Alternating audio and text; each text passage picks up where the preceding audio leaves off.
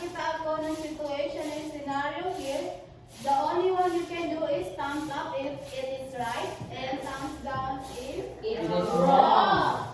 So the first scenario, everyone read. Students from university always cite the book and website they use whenever they write a research paper.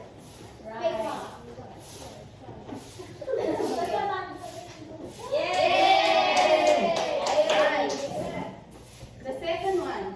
Students frequently record an online class and upload it to TikTok because the professor lecture was very informative. Wrong. Dapat kasi lang may Facial expression. I found the PowerPoint online with no copyright symbol. Since there was no copyright notice, he assumed it was free to copy and distribute.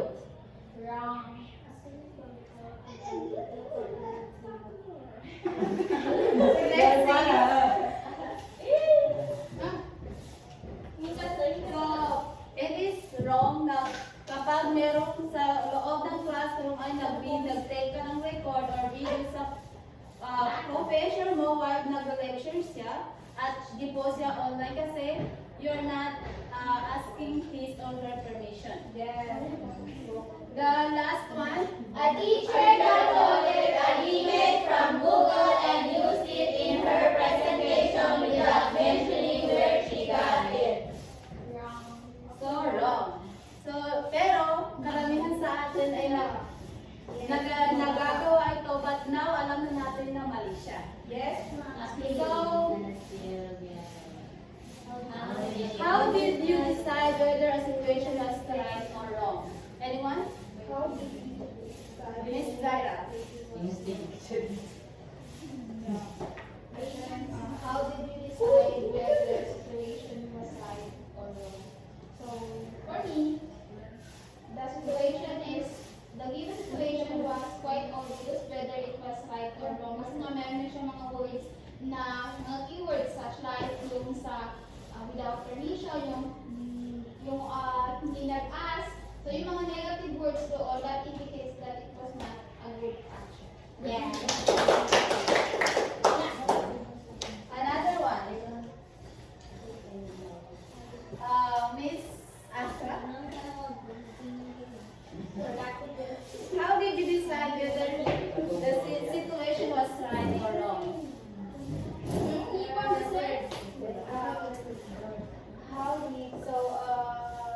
Sa texting sa kanya. So, in real life situation naman is, di ba ma-observe din na, you can observe that it is a negative behavior or action naman. No? So, that implies na hindi maganda yung ginagawa ng isang tao. Okay, thank you so much. So, thank you for your answer. So, alam naman natin na all those three of those scenarios shows wrong or hindi siya maganda gawin.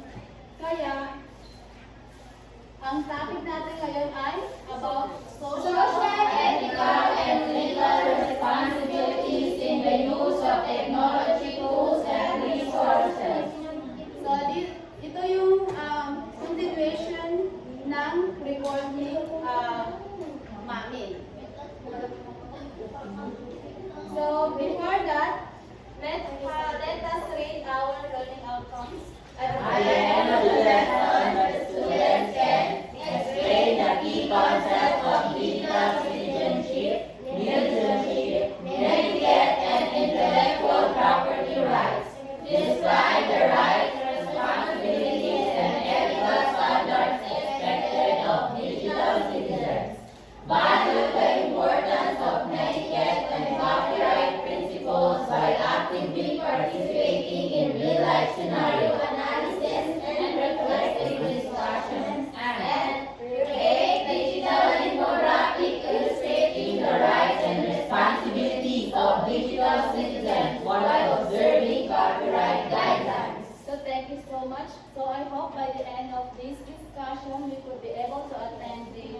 learning outcomes.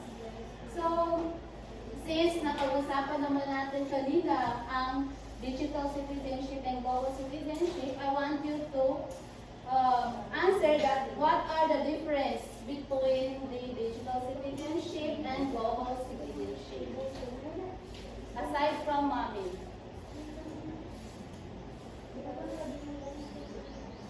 Pilots? Okay, Zaira. Digital citizenship is when it comes, when person becomes, or the responsibility of the person to be responsible when it comes to using digital. Because we all know that when it comes to digital, we have five roads, di ba? So ito yung way na pagkukuha ng information. So dapat is we have to be responsible din sa pag-share ng mga information. And then, global citizenship naman, it refers to globally. So, hindi lang siya digital because it talks about everything that we do. While, right, yung sa digital kasi, is focus lang siya sa digital itself ng paggamit. While sa global, is how we become responsible, how we show kindness, and how we show etiquettes, and when it comes to responding or communicating to people around the world. Okay, thank you so much. Give her 5 blocks. So, like what she said, like digital citizenship focuses on being responsible and ethical user of technology, like how we use technology in an appropriate way, in an effective way, and in a good, having a good manner in using technology. While the global citizenship or citizen focuses on the being a responsible and active member of the global community. Which means hindi lang siya sa isang community, kundi sa globally. Pagiging responsible member, like having a harmonious relationship with others, being kind with others, and so on and so forth. While kapag pinag-combine natin ang digital citizenship and global citizenship, it becomes the global and digital citizenship, which is responsible and ethical individual who uses technology to connect, collaborate, and contribute positively to an interconnected global community. Dito sa global digital citizenship, ito ay yung kung gaano ka-responsible ang isang tao na gamitin ang technology in communicating with others, having a relationship with others, and practicing those ethical values na kung saan na malaki ang impact, good impact na sa community. Did you understand? Yes. So, let's have Medyo balik lang sa slide. meron bang katanungan sa ating digital citizenship and global citizenship?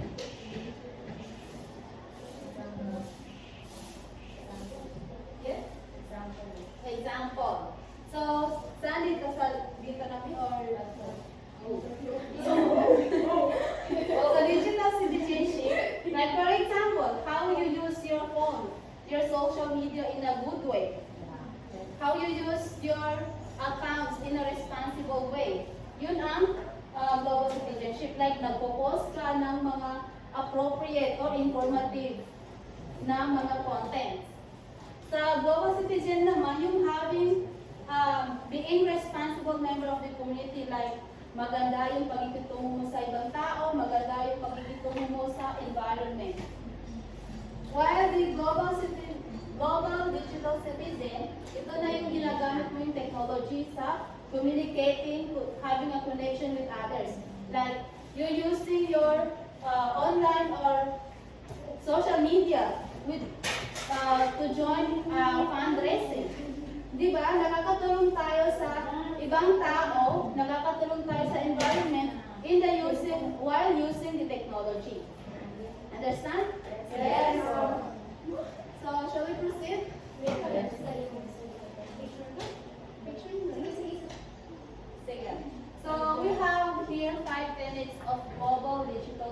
citizenship. But before that, what tenets first? What tenets means?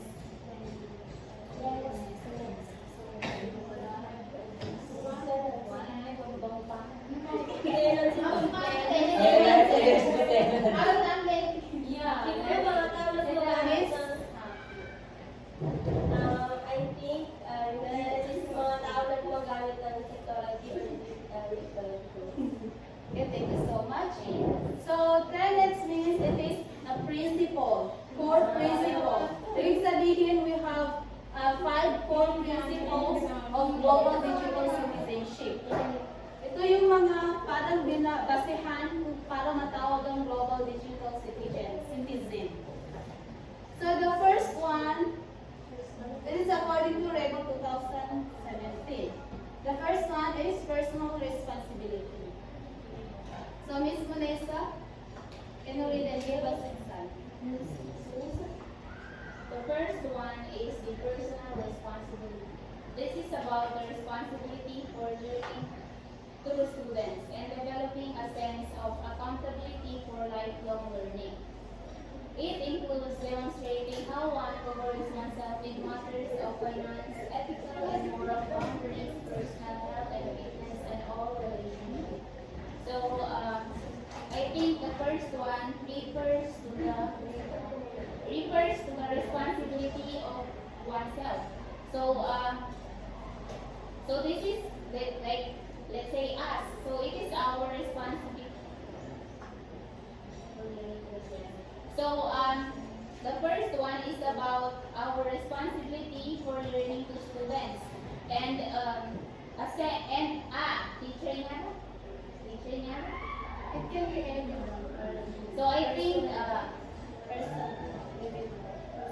this is the responsibility of the students to practice, to learn. So, ito yung mga gina-develop dito yung sense natin, yung pagiging accountable natin for lifelong learning. So, di ba, we know naman na when we say lifelong learning, hindi lang siya natatapos sa classroom lang. It can be outside the world. So, yun yung dine-develop dito sa personal responsibility. And according to the second bullet, it includes demonstrating how one governs oneself in. So, I think it demonstrates how one governs themselves in matters of finance. So this refers to how we control our finances, how we control our allowance, how we manage those, and as well as the ethical. And the ethical. So we know how to practice ethical behavior, ethical values, ethical manners, and then the moral responsibilities.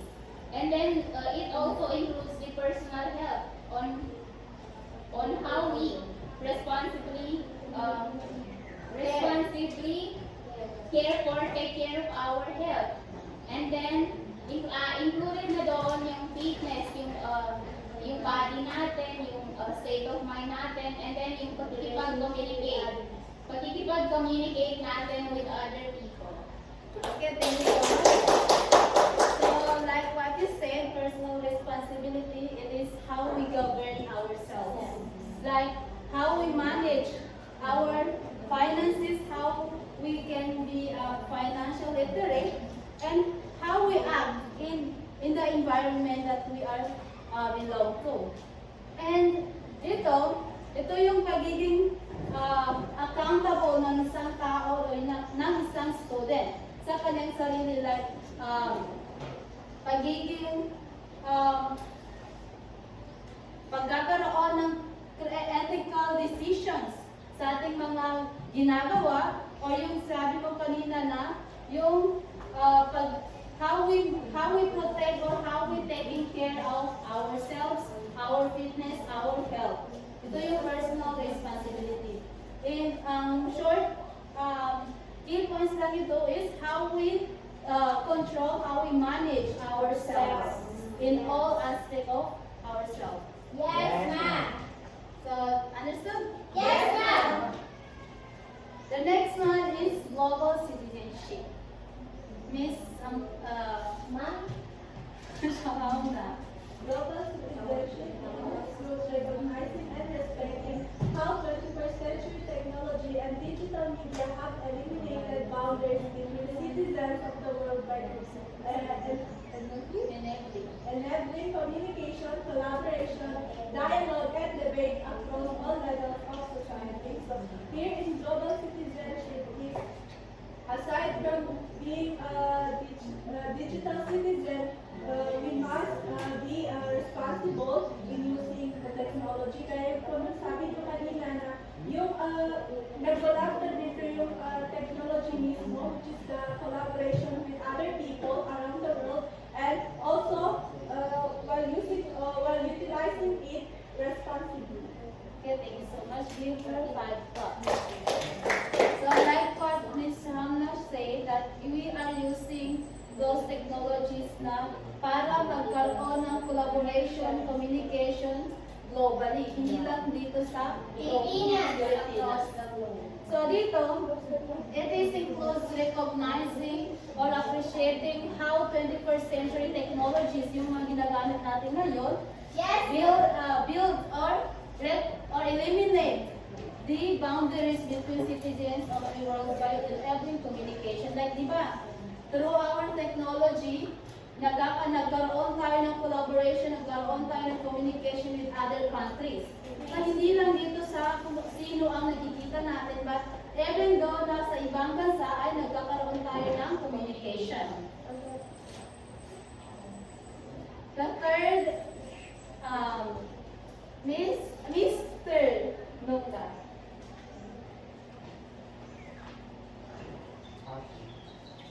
The other one is the digital citizenship.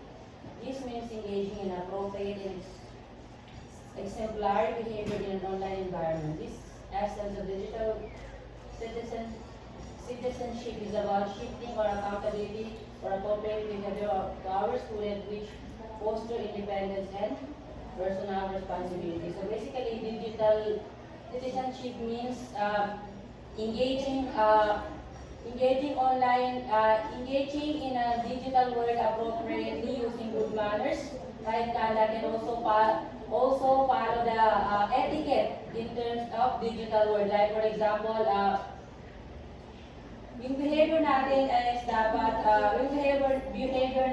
dapat, meron siyang, yung behavior natin is appropriate sa kung paano tayo nakipag-communicate online. Kasi nga, it's our responsibility yung behavior natin. It's our responsibility yung behavior natin na gagawin natin yung sa digital world. Okay, thank you so much. Give him 3 thoughts. So, ito, digital citizenship is engaging appropriate and exemplary behavior in an online environment.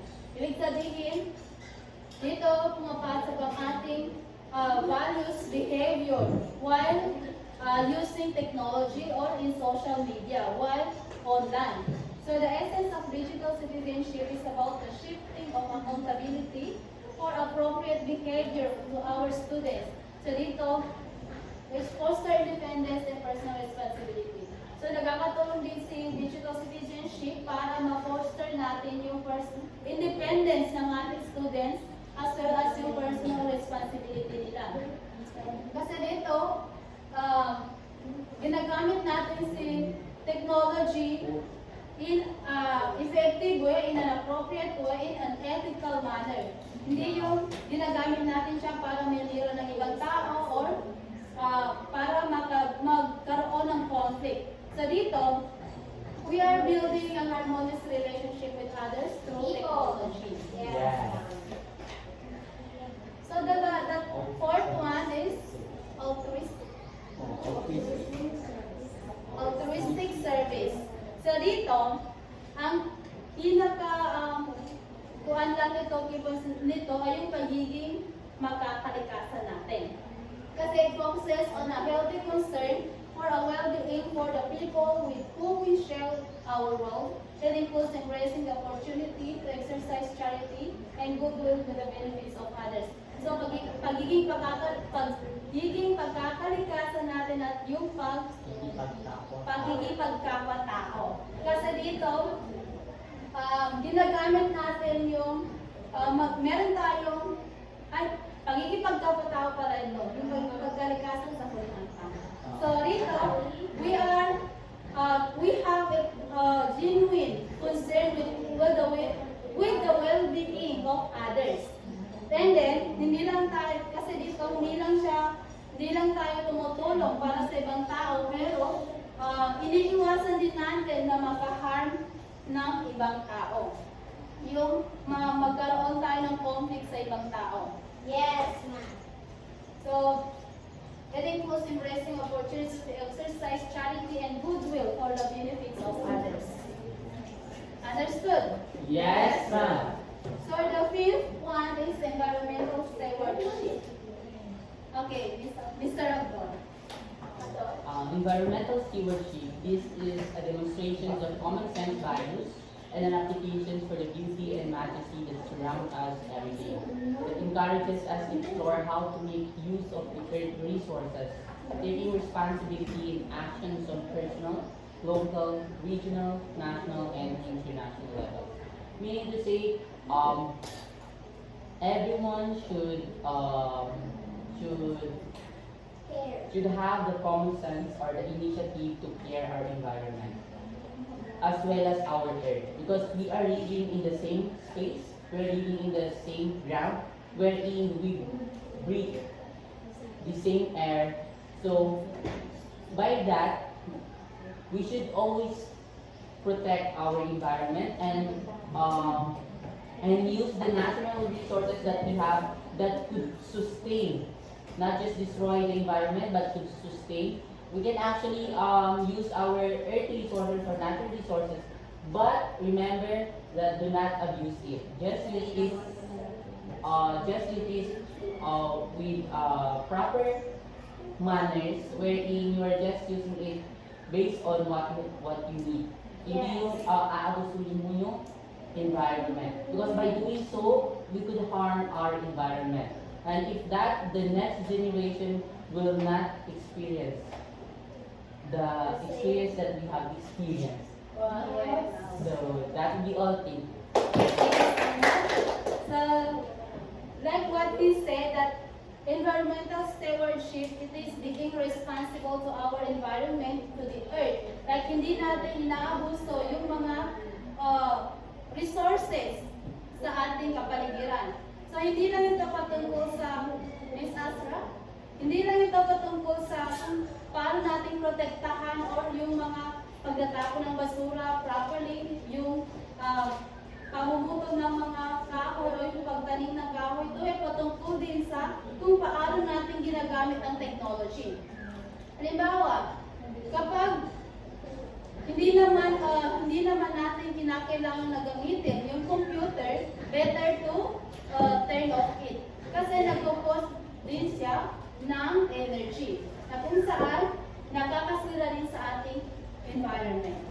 Yung pag-charge natin ng phone, kung full na ang ating phone, hindi na pwede, dapat i-unplug na natin siya para hindi siya mag-cost ng more energy. So we must use the technology in an appropriate way. Hindi yung inaabuso mismo. Yeah.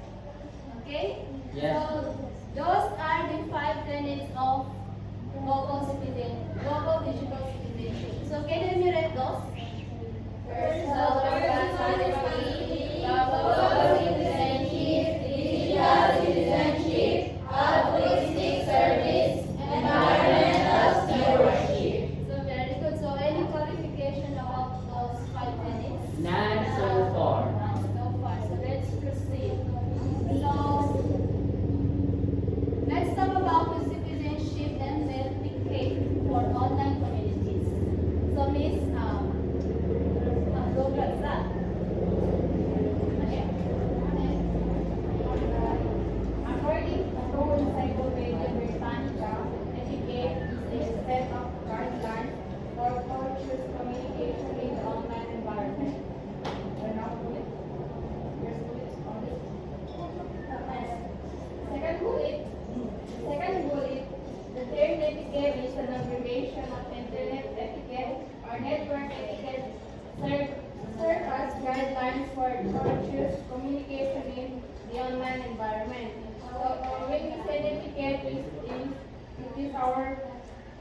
it is the responsibility of an individual on how to use the internet properly, and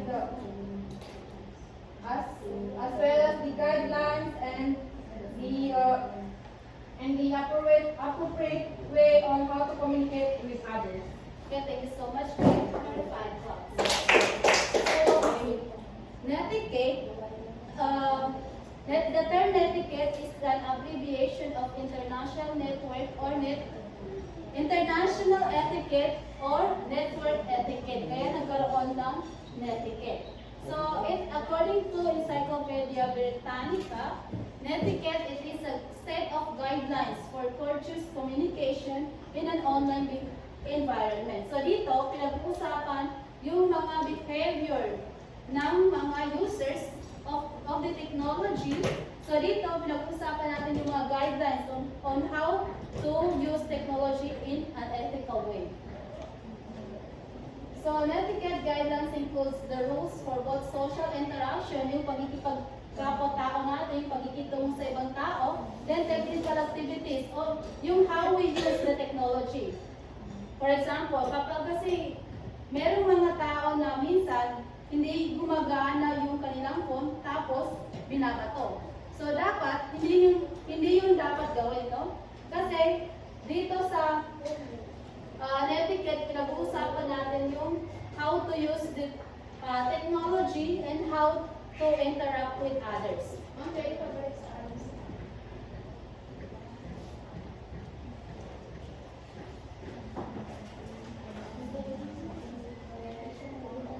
So, the purpose of netiquette is to help construct and maintain pleasant, comfortable, and efficient environment for online communication. So dito, parang we are building and maintaining a pleasant, comfortable, and efficient environment for online communication, as well as avoiding placing strain on the system, generating conflict among users. So, here are the core netiquette or yung mga guidelines na dapat natin sundin according to Ablion. The longest running commercial site on the web includes a source on the core rules of netiquette from Virginia Shea's book, The Netiquette. So the first one, remember that there is a human on the other side of your digital interaction, whether that interaction takes place on social media, email, or forum. So, kapag ginagamit natin yung social media o yung technology, ay remember that hindi computer ang kausap natin. Tao rin ang ating kausap. There is a human behind that technology na ginagamit natin. Kaya dapat, we must act politely, we must communicate with the computer, or we must interact online in an appropriate way. Kasi meron din behind that computer na parang kaharap mo siya. So, pero meron ding tao behind that digital devices. Like, hindi siya computer yung kausap mo kasi meron ding tao na nakakarinig or nakakabasa ng iyong sinasabi sa online.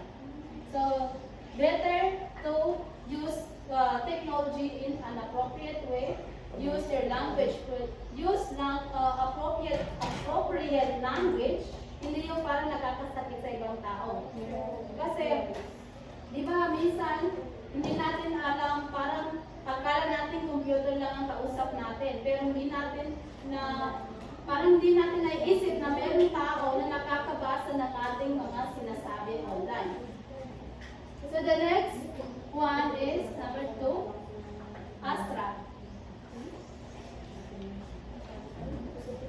Apply your normal standards of behavior to your behavior online. Siguro for me, ang tinutukoy lang dito is it's about your normal standards or your normal behavior na hindi online or yung personally. So, yung offline, yung physically. So, dapat you act you act in an appropriate behavior when it comes to using technology, or when it comes to communicating through online or through in digital world. So dapat kung ano yung gusto mo, kung standard na behavior, ay yung behavior mo, yung good behavior mo in physical world is ganun din yung behavior mo in digital world. Exactly. So thank you so much. So dito, you must apply your normal behavior. Like kung anong behavior mo sa classroom, kung anong behavior mo sa bahay, or kung ano ang behavior mo in public, eh dapat i-apply mo yun siya sa online. Kasi sometimes, yung ibang tao ay parang kung mahinahon sila or behave sila in a physical world, naiba ang kanilang behavior when he or she is online. Kasi parang naisip niya na hindi ko naman kaharap yung tao na to, hindi ko parang computer lang kaharap ko, hindi ko siya nakikita or hindi niya ako nakikita. Kaya some of the people become rude while using while using technology or while online. Kaya dapat sa rules of etiquette, we must apply our appropriate behavior in public to our when we are online. So, understood? Yes. The third one, be aware of context and tailor your communication accordingly. So, dito, dapat alam mo yung place.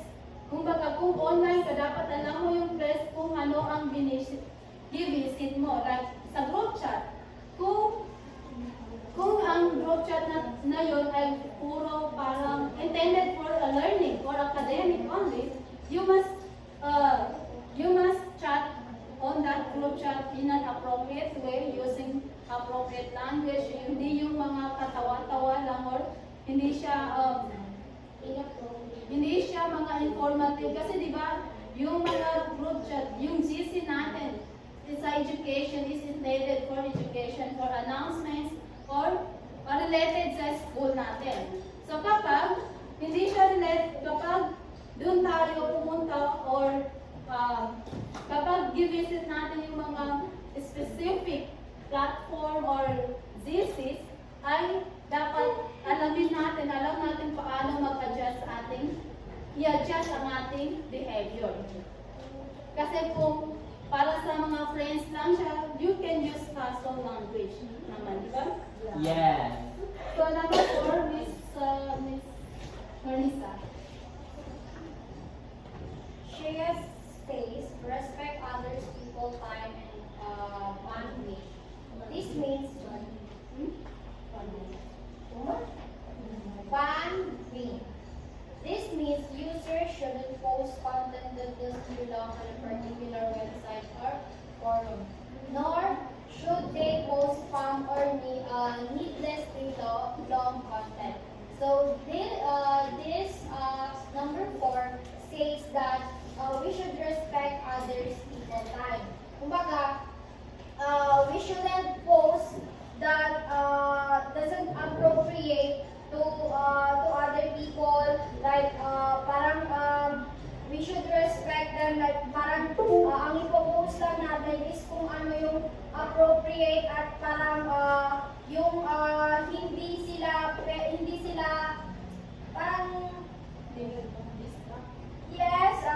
yes ma-distract, and also para na din matawag tayo or we should be professional both online and offline.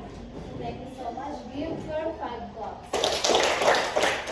So, like what Miss Narnisa says, that respect other people's time and bandwidth. Like, related din siya doon sa number 3 na kapag sa GC mismo, sa GC, kung hindi naman informative, kung hindi naman appropriate or necessary yung gusto mo i-send sa GC or sabihin, better to not to share it. Kasi parang nadi-disrespect natin yung kanilang time.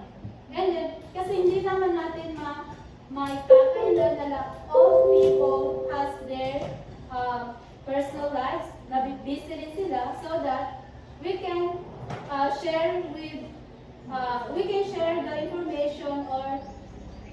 we can share on that this specific ZC na informative siya, more on educational or kung ano ang purpose ng ZC na yun. So, everyone understood?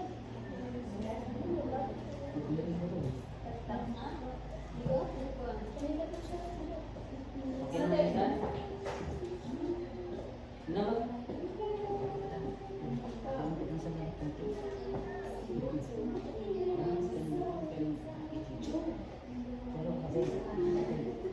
Jo, isin ba kayo? Go na. Mamaya lang. So, did you understand? Yes, ma'am. Yes, ma'am. Okay, guys, participation. Mother, be active.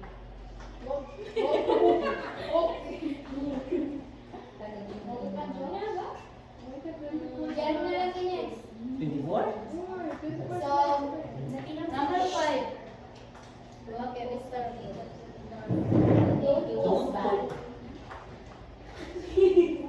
Don't post something that will embarrass you and make you look bad.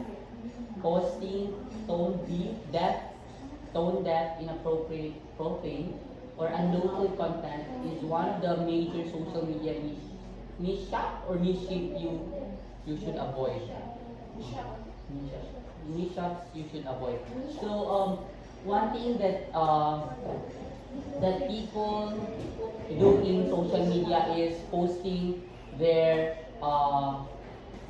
current situations or the challenges that they face. We should not post something that could that is beyond the knowing, or I mean the what is it, what do you call that? Basta hindi nila alam.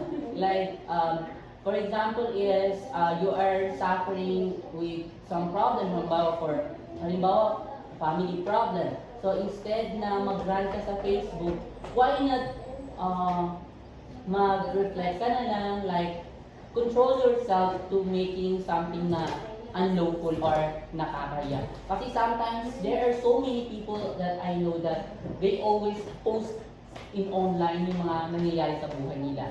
Like for example, halimbawa ako ngayon is broken ako. Tapos ipopost ko na broken ako. Siyempre di ba sometimes mayroong mga taong gustong makita kang broken. There are person na evil eye, so that's why hindi dapat tayong mag-post ng something na hindi na kailangan pang malaman ng ibang tao. Kasi hindi naman lahat ng bagay or hindi naman lahat ng pangyayari sa buhay natin is kailangan natin i-inform ang iba. Dahil ang iba ay minsan ay natutuwa kung ano yung nangyayari sa'yo.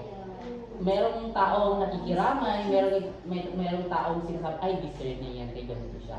So, instead na mag-post ka ng mga bagay na hindi naman kailangan, is why not magpa-counseling ka na lang?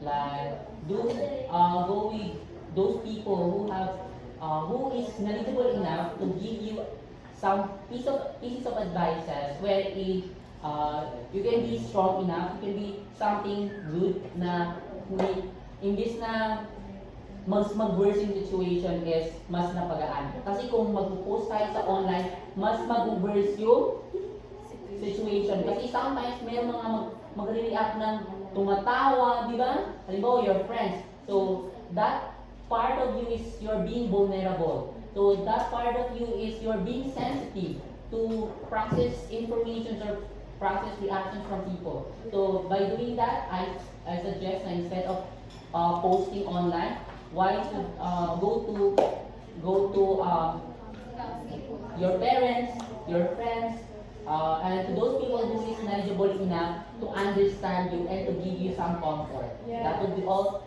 Thank you.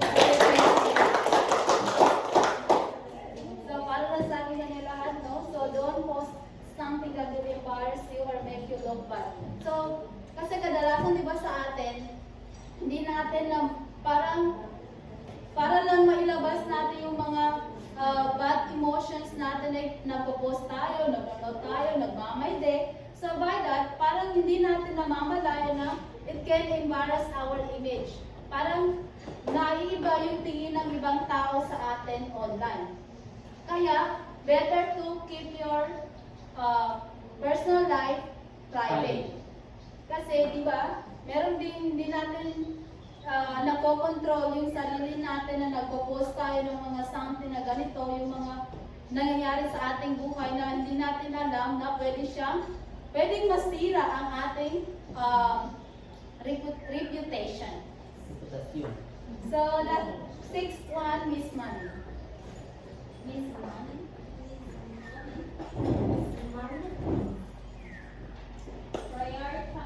Prioritize and share content from verifiable expert source. Avoid sharing content that is questionable in its veracity. So, meaning to say, dapat kung mag-share ka ng content or information, dapat is verified.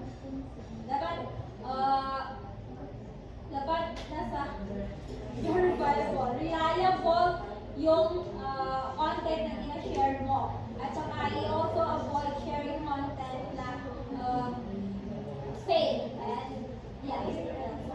Thank you so much. So, give her claps.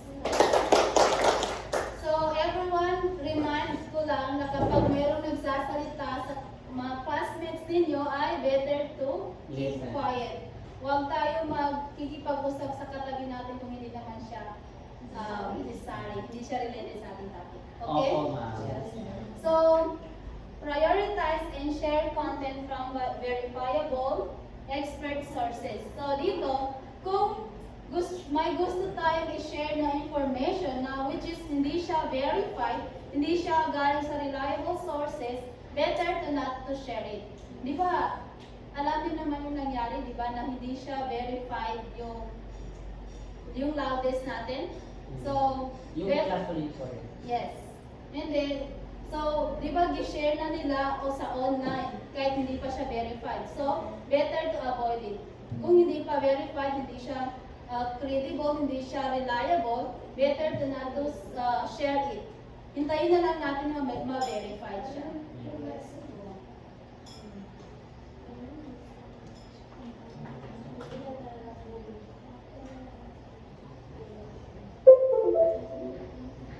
So, another one, avoid excessive trolling and blaming.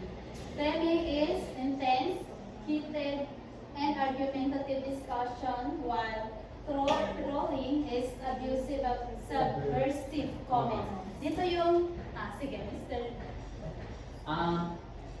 In this part is, ito yung mga basher natin sa social media. Like, people will always say something bad about you without harming them.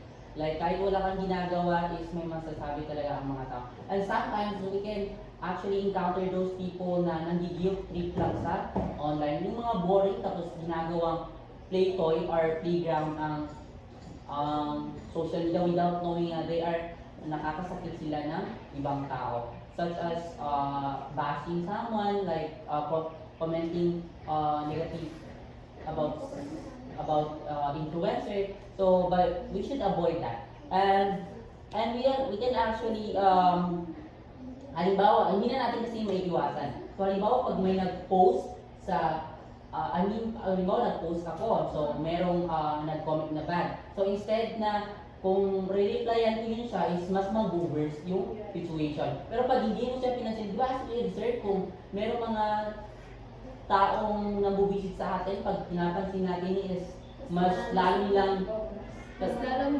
gumagana yung interest nila. kasi yung ego nila is napipid. Kasi gusto nila yung reaction mo. So, we should avoid that, and dapat hindi tayo manipulate ng ibang tao. Because they don't have the right to manipulate us. So, they don't have the right to dictate our actions. So, we should stay to our ground and give some boundaries. Thank you. Like I said, no, avoid blaming or trolling yung pagbabash natin sa social media. Kung hindi natin gusto isang bagay, better to hide it. Di ba, meron naman tayong sa feature ng social media, hina-hide natin yung hindi natin gusto. So, halimbawa lang sa classroom, like, meron kayong on project na ka-pair mo or classmate mo. So, kapag hindi mo gusto yung kanyang ideas or opinion, so instead of sabihin na hindi ko gusto yan, mali yung ginawa mo or parang you're so stupid, ganun ba? So instead of saying that, much better na sabihin mo, maganda yung ginawa mo, pero mayroon pa akong much better na idea para mas lalo gumanda ang ating project. So, kahit hindi ka agree sa kanyang sinabi, ay better to make it or communicate with your classmate or others politely. Understood? Yes. Number 8 is Pamnain. Number 8, respect human privacy. Don't use digital technology to spy on other people. Meaning to say, we must respect the other's privacy. Kasi, huwag natin gamitin yung technology para makuha natin yung mga information ng tao na yun. Yung tao na yun para masiraan natin. Dapat respect natin yung privacy. Yeah, thank you so much. Okay, for 3 thoughts. So, respect human privacy. Kasi di ba lahat tayo ay mayroong privacy? So, don't use technology to spy on other people. Ibig sabihin, di ba meron tayong group picture. So, before mag-post ng picture na yon, better to ask your classmate or your friend to ipopost ko ito. Kasi kapag hindi ka nag-ask ng permission, parang spy ka na rin. Parang naging spy ka dun sa kasama mo. Like, halimbawa, merong gustong manira or gustong sumira sa buhay ng kasama mo, so naging way ka para malaman niya yung mga information ng ibang tao. Yes. So, understood? Sino? Yes. Example. Another example is, kapag di ba passing na ng grade natin sa portal is, meron tayong mga some classmates na gusto makita yung mga grades natin. So, Yeah. sino yun? So, sa atin is ayaw natin ipakita yun. So, minsan ginagawa nila is, tinitignan nila yung ID number natin. So, ina-open nila yun. So, that is what ayaw. Kasi binubuksan mo yung privacy ng ibang tao. Kaya hindi naman, Sino yun? sino yun?